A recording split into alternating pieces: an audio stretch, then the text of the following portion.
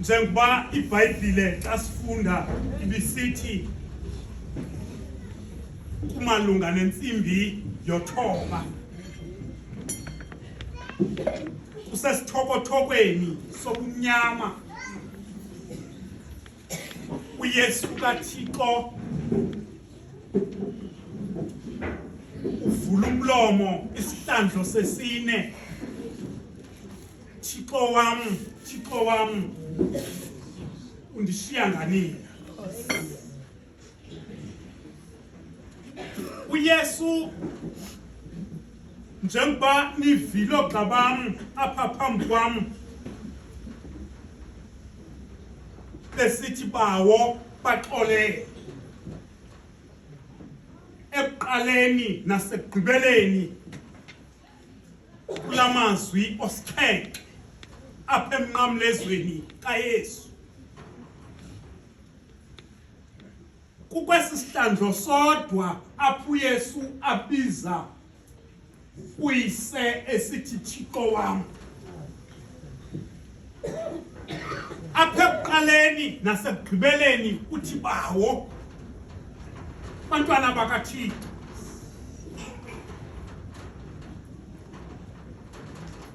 Uva inhlungu emzimbeni wakhe njengomuntu odiniweyo. Botatanani boma, ivumba lesono sabantu uYesu ebebalandile naso songamele phezu kwenhlungu azivayo. Mzomhle wasekhaya, ngoku unxibelelwano phakathi kwakhe noyise luqhawukile. Udonga lukhulu phakathi komntu noThixo. Bantwana bakaThixo, abantu abalandileyo ubavela kude. Njengoba sithi umprofeti uIsaya, udeliwe ushiyiwe ngabantu. Yindoda enomvandedwa eqhelene nezifo. Bantwana bakaThixo, usidenge phambi kwababandezeli bakhe njengegusha kubaqhebi bayo. Bantwana bahle abathandwa nguThixo, Eli lamasaba kathana, uthi umuntu ophulaphuleyo mhlawumbi ubiza ooThixo bakubo ngoba bebengamqondi kakuhle uYesu okokuba bantwana bakaThixo uzalwa nguThixo ngqo. Bantwana bakabawo bamsa kuYosefu uyise umkhweli. Bantwana bakabawo, Eli lamasaba kathana, Thixo wam undisiya ngani? Bambi bathi ubiza uEliya. Bantwana bakaThixo, kanti mfana kaThixo ethwala isuse sonke isono sehlabathi. Bantwana bakaThixo, ithandabuziswa kukungamvu Thixo phakathi komsebenzi onzima kangaka wokulanda izimvu zikaSirayeli ezilahlekileyo. Bantwana bakaThixo, uthi umquli wamawisile ku-61 uverse 3 and 4. Bantwana bakaThixo, ngexesha lesithokotoko sobumnyama yavakala ingongi isithi kufa mntakabanina licimanzi langa lithawe lamathawe. OkaThixo unyana nguye umzalwatanci phambi kwayo indalo. Thixo wam undisiya nganina? Akho nto imbi njengokusiywa.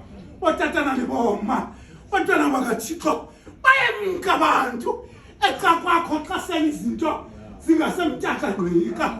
Bantwana bakaThixo, bangangathi abantu bakuhloniphile kanti bahlonipha into ezingunge wena.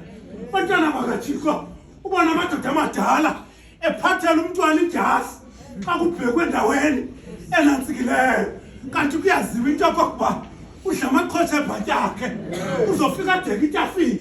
Bantwana bakaThixo, ewe athi noba seyinqanda umntu athi yebani ndakubetha,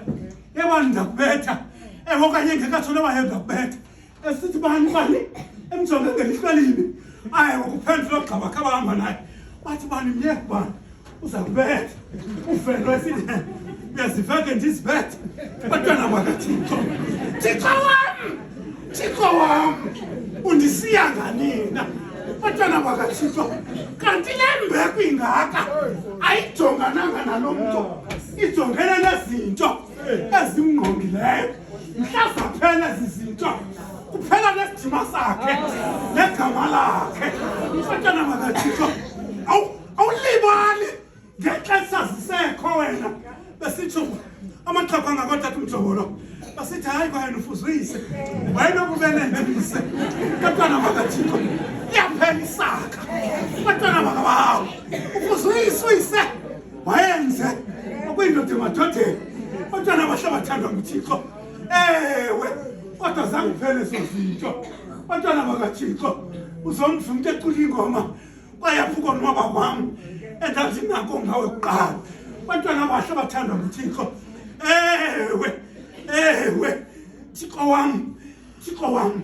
undisiya nganina uthi uPetros xa ngaba ejongene noYesu uthi inkosi thina sisiya into zonke salandela wena iyoba intwana elinzuzo yethu bantwana bahle abathandwa nguThixo ewe Thixo wami undisiya nganina uthi uyaphi xa zimkile izihlobo kwade kwemkano khehlekazi apha endlini bantwana bakaThixo usale vuma ingoma kumaculo alecawe ndimthanda umsindisi wami uhlala ehleli yena nami bakumkabazana nami usekho yena ewe bantwana bakaThixo ewe ngexesha lenhlungu bantwana bakaThixo inhlungu ziyaphudisa zinqwala endlala bantwana bakaThixo nayo indlala kusithi nabanyala nje kwakuthethwa akunqalwa kuthetha into eyinyani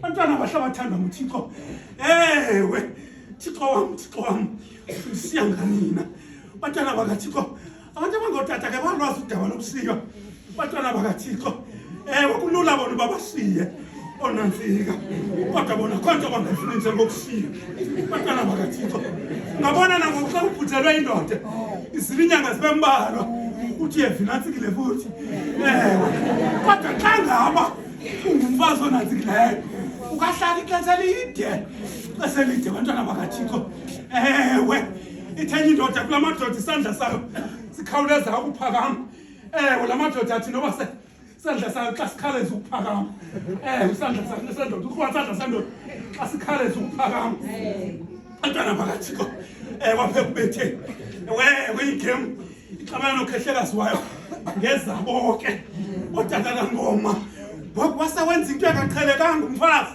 bantwana bakaThixo unosana ewe ukuvukela kwangoko abheke emlanjeni wathi xa evuka ethi uMandlalo wamthiya emyalezo usana bekusana ewe baya wathatha ibhakede wathona emlanjeni yabuya ingqondo kukhehle uba yengathi kanti uyandisiya wayeke khona kwathula umfazana ndisiya nosana mina bantwana bakaThixo ndawuthini kona xa ndithuthuzela lo mntu ewe ngoba wakho umsebenzi asiywa nawo bantwana bakaThixo unzima umsebenzi wokusiywa yile nto Yesu wakhoza kakhulu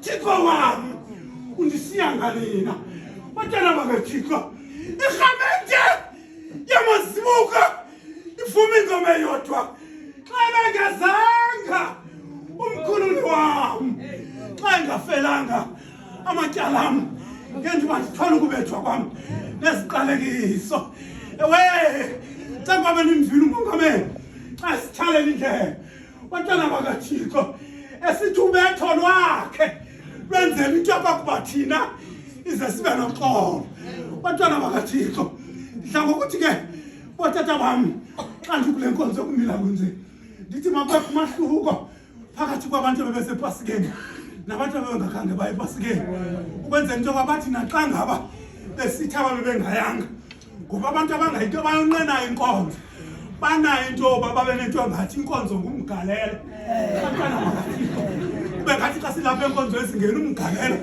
bethi hayi wethu nathi thina besingayanga sifana naba bebeyini fana nobani kuzange kuyenze ngoba ivangeli esishumayelayo kuhambani angohlalani bantwana bakaThixo.